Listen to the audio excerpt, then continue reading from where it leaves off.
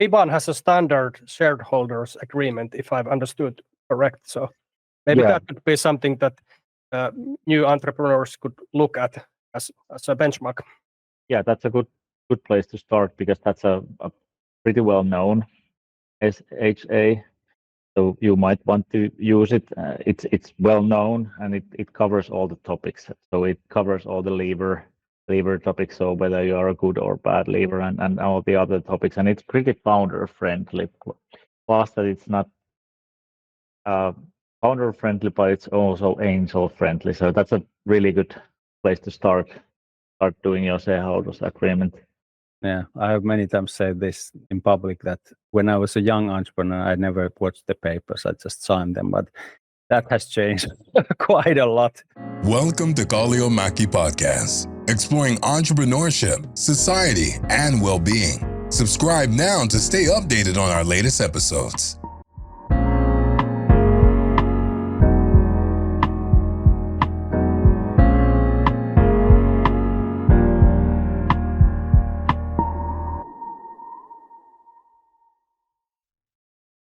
Our technicians just gave us the thumbs up. That means we are back on LinkedIn Live. This is Startup Scoring. Tuomo is Jussi from Liquido. And we have a guest online. Our guest has 8 board seats. He has performed over 200 keynote speaking gigs. He was chosen in year 2021 as the year's young board member, and most importantly, he runs 2,200 kilometers in a year. Is that true, Ilkka? And maybe to add on that, IBAN board member. Yeah. Exactly. Yeah, since this January. Well, I think most of them are true. This year, I'm aiming to run 2.5K, not the 2.2. But anyway, the other ones are all true. So some progress all the time. Yeah. But by the way, in startup life, it's traction. yes, we were just discussing about the importance of health and performance in this startup world, which can be quite intense. So has this been something that you've done all your life, or has this rigorous exercise come to your life as your career has progressed? Well, I sort of started when I was 10 years old and did my career in the sports at speed skating, and I quit that when I started studying at the technical university, and then I just started to really exercise back when I did the partial exit from Framery, like at 2019, because, well, as you know, you have to have something that you spend your time on, and exercising is a great way to spend your time as other startups too. Exactly. Ilkka, we haven't been speaking about the sort of sports stuff. Okay. Yeah, but I used to be a really good in ice. So ice hockey and what is it? How do you call it? This rink ball or something? When I was young, like 5 years ago, when. Yeah, or was it 6 years ago? Or was it 20 years ago? So today's topic is startup scoring, and I'd really like to get inside your head, Ilkka, and ask you a little bit about how you usually evaluate startups. What's something that's specific to you right now, and how have your views on scoring and evaluating startups? How have they evolved within the last couple of years, for example? That's a great question. So when I first started my angel investment career back at 2013, when I did the first investments, I think those were, I didn't score the companies. That was based purely on FFF. So they were my former employees or my friends or former schoolmates, and I just basically invested in them. So the scoring was based on well, I know them and the idea is sort of, so I'll invest something. and then after the exit and after doing some more investments, I started paying more attention to, let's say, to target markets the startups work on and to, and also on the team diversity and other stuff. So it has been a evolving process. So starting from just like investing into something and going to investing to, let's say, diversity, whether it goes for the team or for the markets or for the business ideas. But it's a process, still evolving. Now I'm quite keen on, or more keen on, the valuations, and let's say I'm not that enthusiastic anymore on the on the good ideas side, because as we know, good ideas are cheap. Execution is what really is expensive. So I still get in love with, or fall in love with good ideas and good founders sometimes, and but I'm more a numbers guy nowadays and execution guy. You're learning focusing on valuations. Yeah. What kind of sources do you look into? Is it like more like talking to right people, or do you read? Do you watch videos? Do you get to know companies? How do you find out new information when you're in the learning phase? In my philosophy, I like to invest in industries I sort of know in some way, which means that I usually know some of the, at least of the bigger players at that industry. So I read the news. I keep track on some companies. When I first registered them, I might keep on track on them for years already before investing and that kind of stuff. So not that many videos I check out, but I do keep track on things and read and keep myself updated. If you could speak to those founders in the audience right now, what would you say to them when they're thinking about the risks involved in making too high valuations that really don't have any arguments behind them, or doing too low valuation? Why is it so important that the valuation is precise? I disagree a bit. Valuation doesn't need to be precise. It needs to be okay. Yeah. It doesn't need, if it's a delusional one, either up or down. If it's too low, I think most of the angels that are mostly good people will tell the company that perhaps the valuation is too low. I would, which sounds, by the way, a bit weird, but I have told some companies that your valuation is too low. I'm not going to invest with that valuation, but I might be willing to invest with another valuation. Us angels are like that. But the valuation needs to be okay. And if it's too high, then the discussion will be extremely short.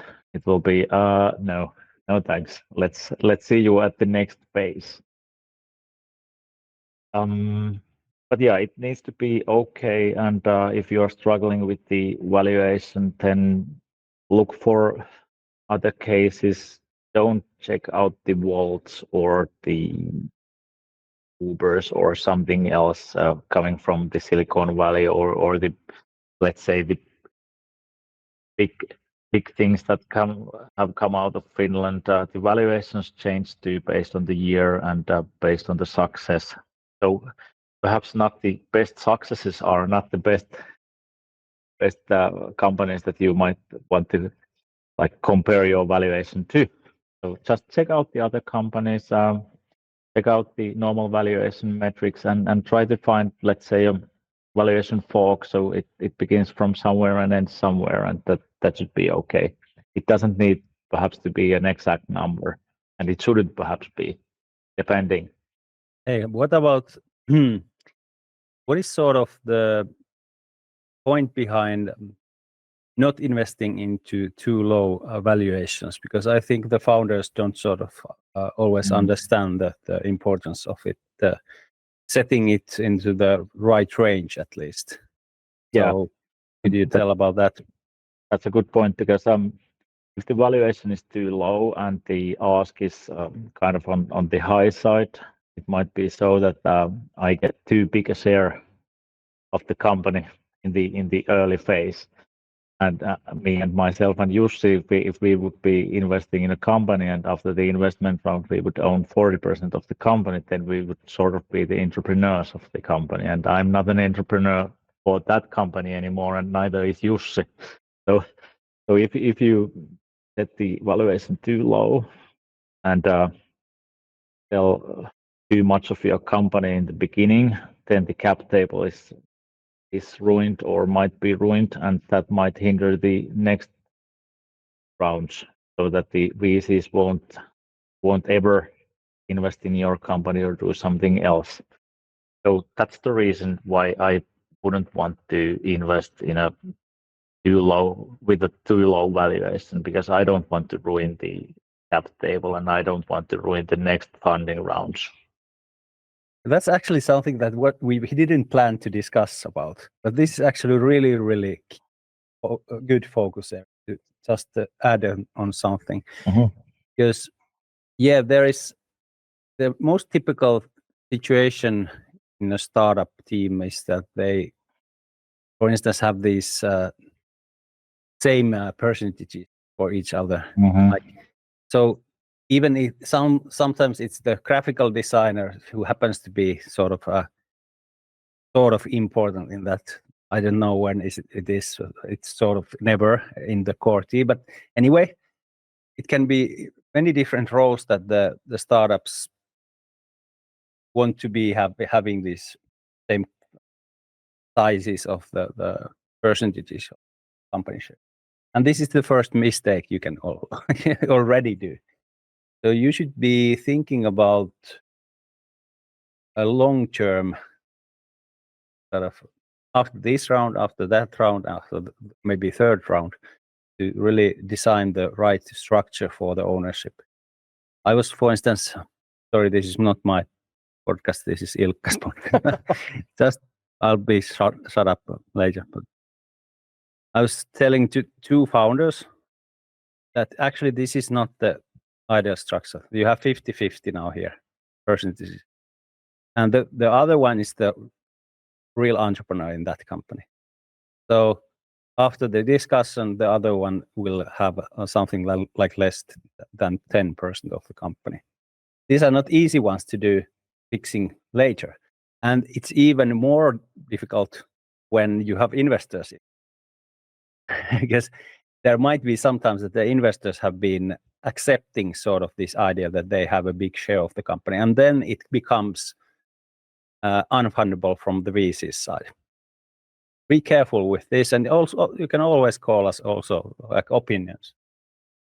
Yeah, and we've tried to fix the broken cap tables in a few companies, and sometimes it can be done, sometimes it can't be done, but it's always really difficult. And when you have some progress with the company, when you have some revenue or good revenue, then it's even more difficult to fix the cap table.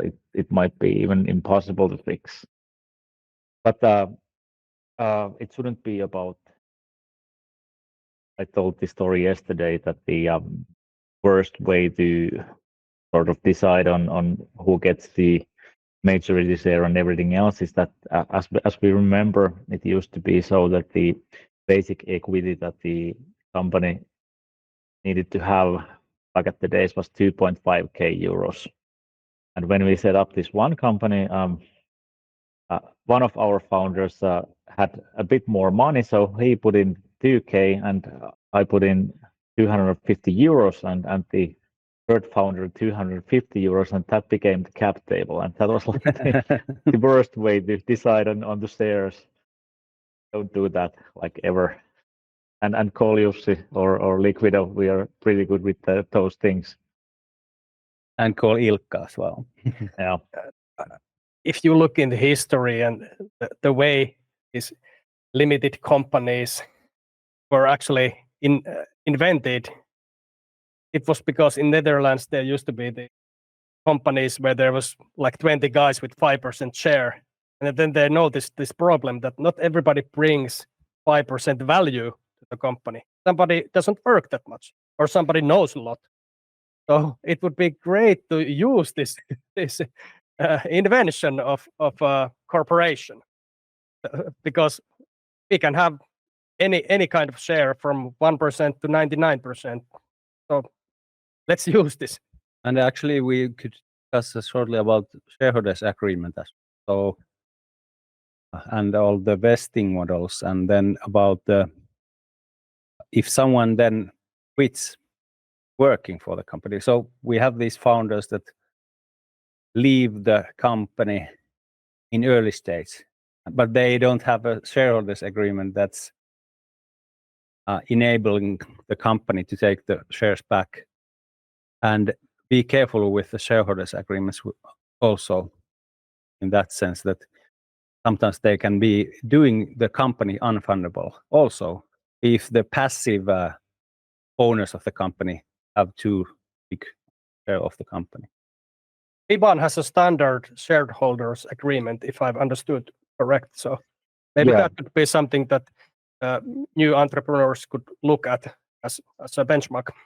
Yeah, that's a good place to start, because that's a pretty well known SHA. So you might want to use it.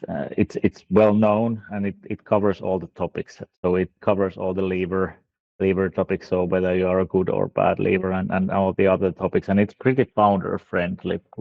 Plus that it's not founder friendly, but it's also angel friendly. So that's a really good place to start doing your shareholders agreement. Yeah, I have many times said this in public that when I was a young entrepreneur, I never watched the papers. I just signed them, but that has changed quite a lot, actually. And we are also going through the shareholders agreements that people really understand what they're signing, and that's also critical. Then you cannot say later that okay, we didn't agree on this or something. So yeah, the older I get, the more careful I am what I'm signing. And I would think that actually has an effect in the present time, not just in the times when the risk really happens, but it must create some kind of sense of security in the founders when you have these things done correctly. And actually, I'd like to ask you, Ilkka, about this comparisons theme. You touched on it a little bit before, but on your website, I noticed one of your rules is that companies shouldn't compare themselves to another company.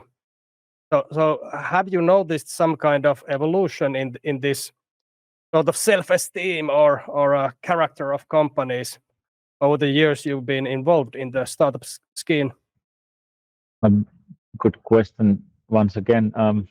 Yeah, I really hate it when someone says that they are the Uber of blah blah blah, or they're this Shopify of something, or Spotify of something. I really hate it, because that's I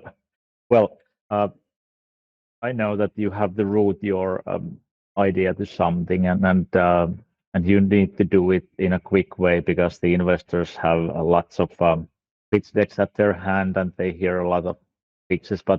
But anyway, okay, you need to root the things to something. But I hate it. Don't compare yourself to something. But I would speak more about the vision and where you are going, the big picture, but in a way that I can picture it too, or Jussi can picture it, or Tuomo can picture it, so that don't compare yourself that, hey, we are going to be the Finnish Uber. Don't like it, but perhaps hey, we want to be this and this and this, and someone has done it already. That's the way to do the comparison, or say that okay, we are not the first ones. there's some persons or companies that might have done it already. So don't I would compare like- yourself to something Yeah, else. that is good point. That is good point. And then I would add on this actually the same thing. I think we Finns sometimes are afraid of talking about what we are actually doing. So the investors don't invest into the current position of the company. They are investing into the future of the company and how the founders can sort of sell that idea. And in Finland, we are so humble many times that we are not like, don't have the sort of ambition enough to really say the goal. This is the goal. But I would say the investors enjoy seeing these founders that say, this is our goal, and be clear in communicating it. And always remembering that, of course, it's not ready now, because you are just getting funding for partly because of you don't have money enough to do it without that. But then if you don't have the clear vision, it's difficult for investors to invest. Yeah, and building on top of that, and when someone asks me to join their board of directors, I always ask that what's your target, what's your vision, what are you aiming to do? And one of my portfolio entrepreneurs said when I asked them about this, they thought about it for a while, and then they said that okay, we want to get rich at some point. I said that okay, that's a nice goal. Perhaps you might have some other goals too, but that's a nice goal. But what means being rich to you? So is it enough for you if you have 100K at your bank account, or should it be 1 million euros or 10 million euros or something else? So okay, you have a sort of a vision, but it's not enough. And that's important, that you should have a goal and you should portray it for the investors. So I want to be there. We are not there yet, but we will if we succeed. Jussi said. Sorry, this is a small disclaimer for the audience that this is true what I'm saying, but in Finland you have to ask permission to say some nice words. So I'm now asking your permission for doing this. But I would like to, because we don't have time that much left.